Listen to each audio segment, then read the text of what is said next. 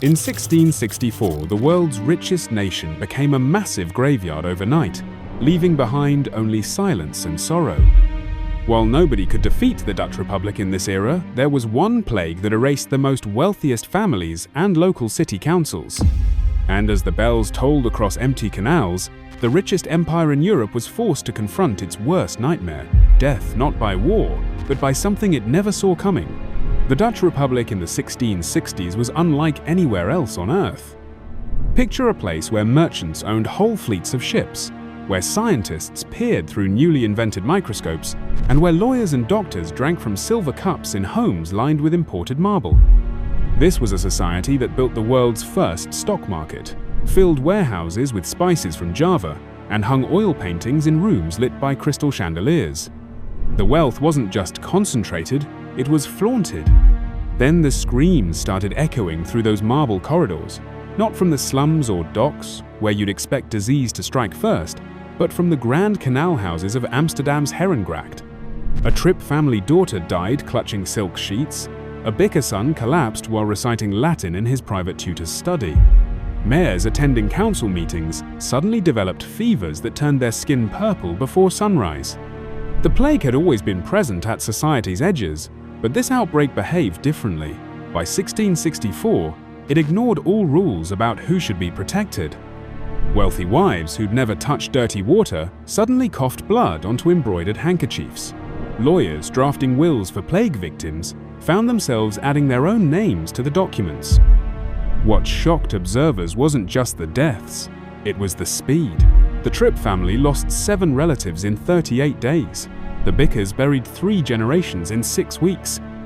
Doctors who should have been safest, attending patients in sealed rooms with vinegar-soaked clothes over their faces, died faster than anyone. University-trained pharmacists sold purified plague air in glass vials for astronomical sums, then died handling the coins. The City Council of Haarlem lost 4 members in one emergency session. Replacements barely had time to learn their duties before falling ill themselves. You could see the collapse in small details. Ships sat unloaded at docks because merchants who owned them were dead. University lecture halls stayed empty even when term began. Correspondence between scholars, usually pages of tight script debating philosophy, became single lines announcing another colleague's death. One letter from a Leiden professor simply read, "No class today, all students are gone." The strangest part? Nobody talked about it openly. Diaries from 1664 mentioned tulip prices and new paintings, then casually note 3 household deaths between sentences about the weather. There was no collective panic, just a slow unraveling. Servants stopped showing up because they were dead. Shopkeepers kept closed signs in place for weeks. Even the churches fell silent when choir members stopped coming. This wasn't just a health crisis, it was an extinction event for the Republic's ruling class. The same families who'd built international trade networks, funded universities, and commissioned Rembrandt paintings disappeared overnight. What survived wasn't the glittering world of the 1650s, but something quieter, more fearful. The Golden Age didn't end with a war or revolution. It ended with empty chairs at dinner tables and inheritance lawyers counting bodies instead of coins. By mid-1663, the Dutch plague outbreak found its perfect hunting ground, the packed drawing rooms of the wealthy. This wasn't medieval sickness from filthy streets. This was a killer walking through grand doorways, slipping past servants in spotless livery, sliding into beds with embroidered linens. The Tripp family recorded 7 funerals in 26 days. The Bicker family tree snapped in half as parents buried children, then grandparents buried parents, until entire branches disappeared from civic records forever. City governments became ghost towns. Haarlem's mayor died during a crisis meeting about quarantine measures. His replacement lasted 9 days before catching fever during a funeral procession. Amsterdam's council chambers had so many empty seats they stopped voting on routine matters. New appointees often took bribes to ignore quarantine violations or stole from estates of the dead. One temporary official in Leiden was arrested for selling orphaned children's inheritances while their guardians lay dying. Medical professionals died fastest of all. Doctors, visiting wealthy patients, would diagnose plague in the morning. develop symptoms by afternoon, and be dead before midnight. Apothecaries selling immunity powders made of crushed pearls and saffron contracted plague from handling contaminated coins. Lawyers who specialized in drafting emergency wills started keeping blank documents at home for themselves. One notary's records show 12 wills completed in a single day with his own signature on the 13th. The rich tried everything. Merchants sealed families inside homes with wax around the doors. Some moved to country estates, only to discover plague had arrived first via infected servants. Wealthy women wore masks filled with rotting meat, believing foul smells blocked disease. A single surviving invoice shows one Amsterdam apothecary charged 200 guilders for a jar of dragon's blood plague preventative, enough to buy a small house. Burial crews refused to enter elite neighborhoods. Bodies stayed locked inside mansions for weeks, rotting beneath velvet canopy beds. Relatives tossed coins from upper windows, begging anyone to remove corpses. In Rotterdam, officials noted 3 adjacent canal houses where entire families died silently behind closed shutters. Their bodies weren't discovered until the smell forced neighbors to break down doors. Education systems collapsed. Leiden University cancelled lectures when professors stopped coming. Primary schools closed after losing multiple teachers in a week. Private tutors vanished mid-lesson, one leaving behind an open Latin grammar book on a pupil's desk, the ink still wet from his last correction. Shipping magnates who'd funded scholars suddenly had no heirs to continue patronage. Libraries worth fortunes sold for scrap paper prices at auction. By 1665, entire social networks had unraveled. The men who'd negotiated international treaties were dead. The women who'd hosted salons for philosophers were gone. Court cases stalled when both plaintiffs and judges died before hearings. This wasn't just about lost lives. It was about severed connections, abandoned projects, and knowledge that disappeared when the person holding it coughed blood onto their collar one morning and never spoke again. The plague didn't just kill individuals, it erased systems. Great merchant houses folded when every trained heir died. Political factions evaporated as their leaders perished. Lifetimes of expertise vanished between one feverish night and the next dawn. What remained wasn't a functioning society. It was empty buildings full of unread books, untitled paintings, and unanswered letters piling up on dead men's desks. The Dutch Republic had built an empire on trade and efficiency, until the plague revealed their government couldn't handle a real crisis. There was no national plan, no coordination between cities. Leiden locked its gates while Utrecht welcomed refugees. Amsterdam burned contaminated bedding, while Rotterdam taxed plague treatments instead of banning them. Each city became its own island of desperation. When Haarlem's mayor died mid-meeting, they replaced him with a cloth merchant who'd never held office before. He lasted 16 days before catching fever himself. In Amsterdam, council positions changed hands so fast that clerks stopped bothering to update official records. Some interim officials saw opportunity. Inspectors took bribes to ignore quarantine violations. Treasury officials skimmed money meant for orphan relief funds. One records keeper in Leiden was caught selling dead citizens' property before their families could claim it. The legal system broke down completely. Courts couldn't hold sessions when half the judges were dead. Inheritance disputes piled up as entire families perished within weeks. Some notaries started pre-signing blank wills just in case they caught plague overnight.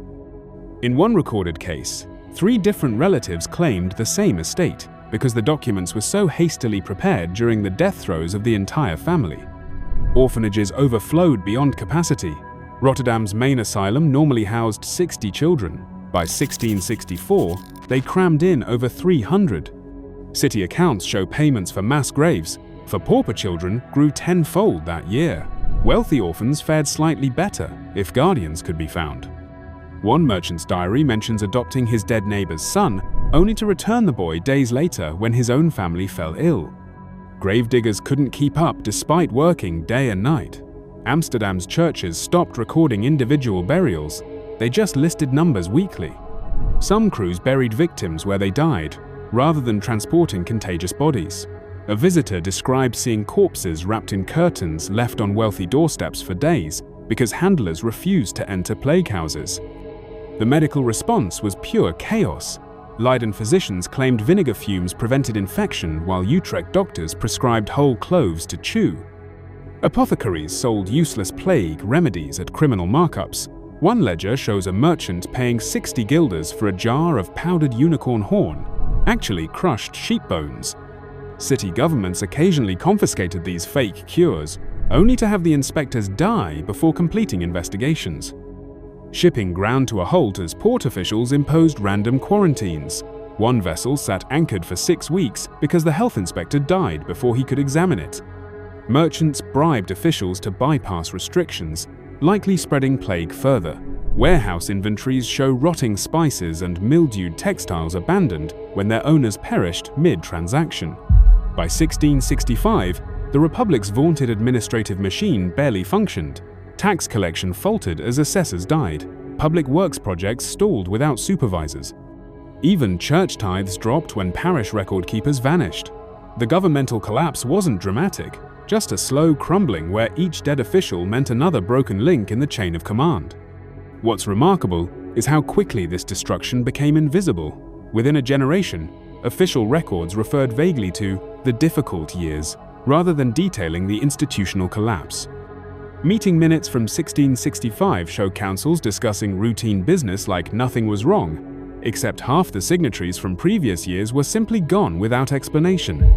The plague erased systems so thoroughly that later historians barely noticed the missing pieces. This wasn't just about biological infection, it was the slow necrosis of governance itself. Cities kept operating through sheer momentum, like a clock still ticking after its mainspring breaks. The wealthy Dutch merchant class threw money at the plague like it was just another business problem to solve. They hired private doctors at triple rates, only to watch those physicians die first. Apothecaries became overnight millionaires selling plague powders made of crushed gemstones and antidote wine infused with questionable herbs. One invoice from 1664 shows a merchant paying 300 guilders, a craftsman's yearly wage, for a small vial of dragon's blood remedy that turned out to be dyed tree sap. Some families fled Amsterdam for country estates, but the plague traveled with their servants. Others tried sealing themselves inside their canal houses, stuffing door cracks with wax and vinegar-soaked rags. Wealthy wives wore bizarre plague masks filled with rotting herbs, believing bad smells repelled disease. The Tripp family ordered their servants to burn aromatic woods continuously for weeks, until the smoke permanently yellowed the oil paintings in their drawing room. None of it worked. Plague seeped through marble corridors just as easily as dirt floor taverns. A Harlem sugar merchant's account book shows regular purchases of protective incense right up until abrupt entries about funeral expenses. Medical bills reveal the absurd lengths taken. One doctor charged 50 guilders to bleed a patient while standing in a special disinfecting circle of salt and mercury. The rich died in their velvet-lined beds, just like paupers died in alleys. Only difference was how long the bodies stayed undisturbed. Burial crews refused to enter plague houses until the stench became unbearable. One Amsterdam mansion had 12 corpses stacked in its wine cellar for 3 weeks before officials broke down the door. Leiden's city records mention a burgomaster's wife left untouched in her bedchamber so long that her corpse melted through the mattress springs. Food deliveries to quarantine mansions tell their own story. Grocers' ledgers show orders abruptly changing from exotic spices and fresh fruit to basic bread, then stopping completely. Several fine homes still had elaborate meals rotting on silver platters when authorities finally entered. One Harlem kitchen contained a half-eaten feast with plague boils visible on the dead cook's hands. The plague exposed medicine's complete helplessness. Doctors prescribed wearing dead toads around the neck or drinking liquid gold. Wealthy patients tried bathing in milk or vinegar, rubbing mercury on their skin, even smoking tobacco constantly to purify the lungs. Apothecaries sold mummy powder claimed to be ground Egyptian corpses. When conventional treatments failed, people turned to astrologers and mystics. One desperate merchant paid a fortune for a plague-repelling chicken to roam his house. It died within hours. What's chilling is how many elite plague victims documented their own decline. A shipping magnate's diary progresses from arrogant confidence, purchased finest plague amulets from Venice, to terrified realization, the baker's boy brought fever with the bread, to final resignation, "God have mercy on my soul." His last entry, scribbled in shaky handwriting, simply lists which relatives have already died. Even in death, wealth couldn't buy dignity. Coffin shortages meant the rich got buried in simple pine boxes just like everyone else. Some families tried bribing gravediggers with jewelry to give loved ones proper burials, only for those valuables to be stolen before the graves were filled. Funeral sermons became rare as pastors died. Many plague victims went straight into mass graves without ceremony. The great irony? All those desperate precautions may have made things worse. Isolating in mansions meant breathing recirculated air with sick servants. Expensive plague powders often contain toxic ingredients like arsenic. Fleeing to the countryside just spread infection farther. In the end, the wealthy learned the same harsh lesson as the poor. Against certain forces, all human defenses fail.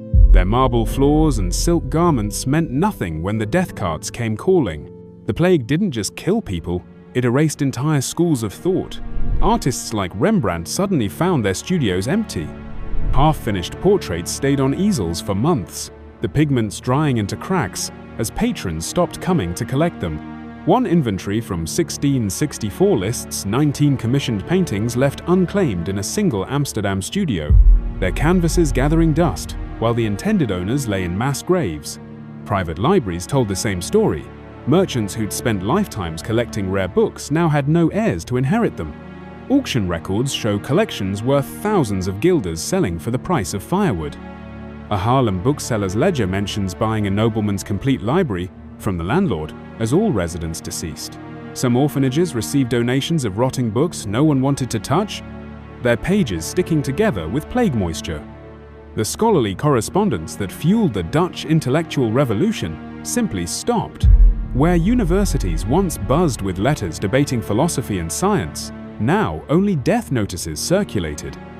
A Leiden professor's last letter to a colleague reads simply, "Cancel our meeting.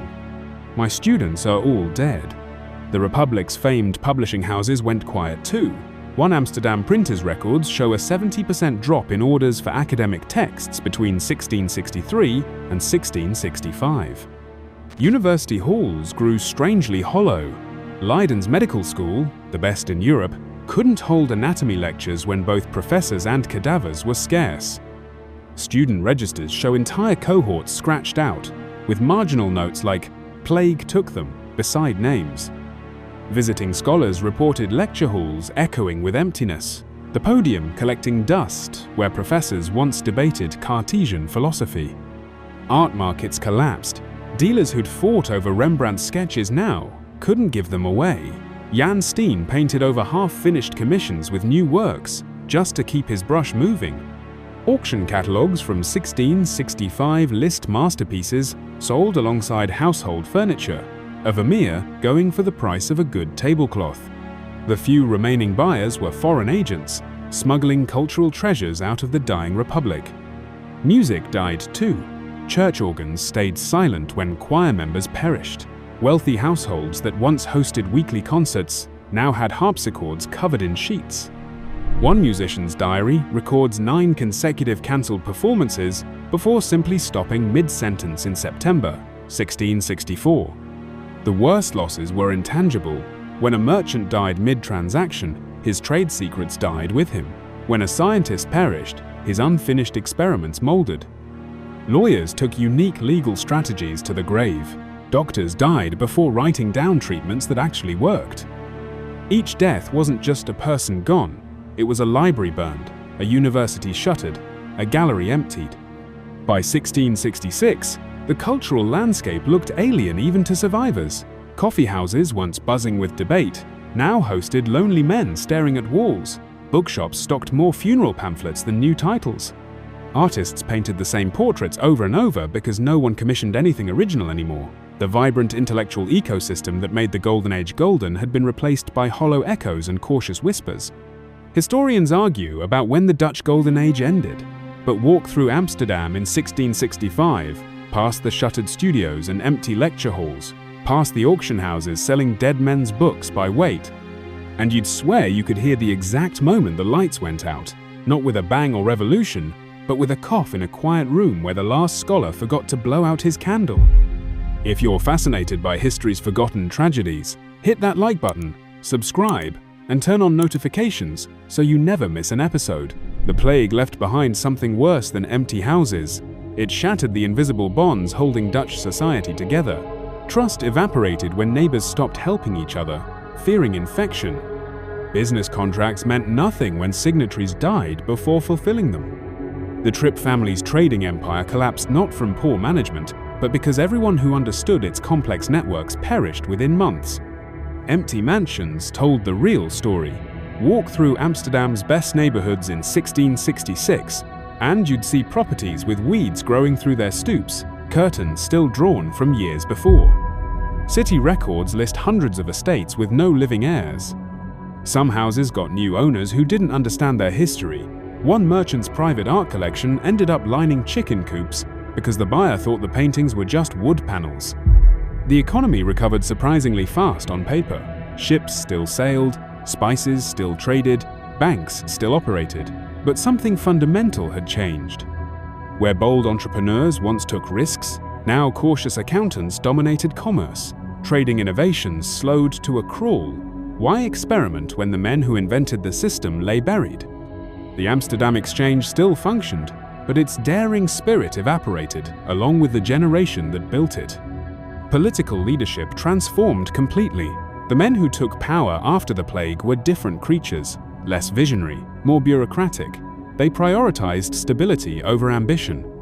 National debates shifted from global exploration to local sanitation. City councils that once argued about overseas colonies now spent meetings discussing street cleaning schedules.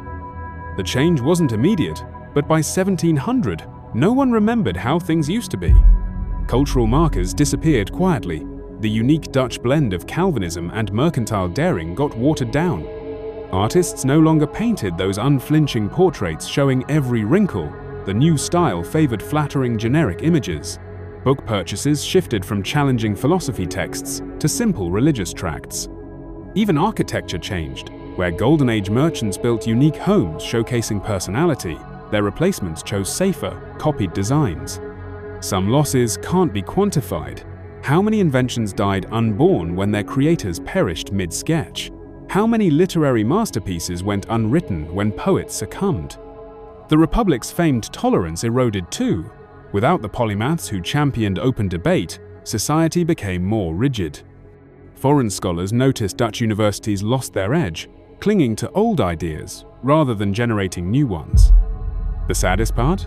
People forgot what they'd lost. By 1700, Dutch citizens viewed their diminished world as normal. The vibrant, risk-taking culture of Rembrandt's time became just stories old men told. Children grew up not missing what they'd never known: the intellectual ferment, the artistic daring, the sense of limitless possibility that defined the Golden Age at its height. The plague didn't just kill individuals, it murdered potential. Those empty chairs in university halls didn't just represent dead professors, but every student they might have taught. Those abandoned libraries meant generations of ideas that would never be discussed. The Republic still functioned afterward, but it became a smaller thing, a cautious shadow of its former self. The tragedy wasn't that the Golden Age ended, it's that later generations never realized what had been taken from them. The Dutch plague shows how civilizations don't collapse from war or revolution alone. Sometimes they fade silently, their institutions crumbling beneath invisible pressures. The wealthiest merchants couldn't buy immunity, the smartest doctors couldn't outthink it.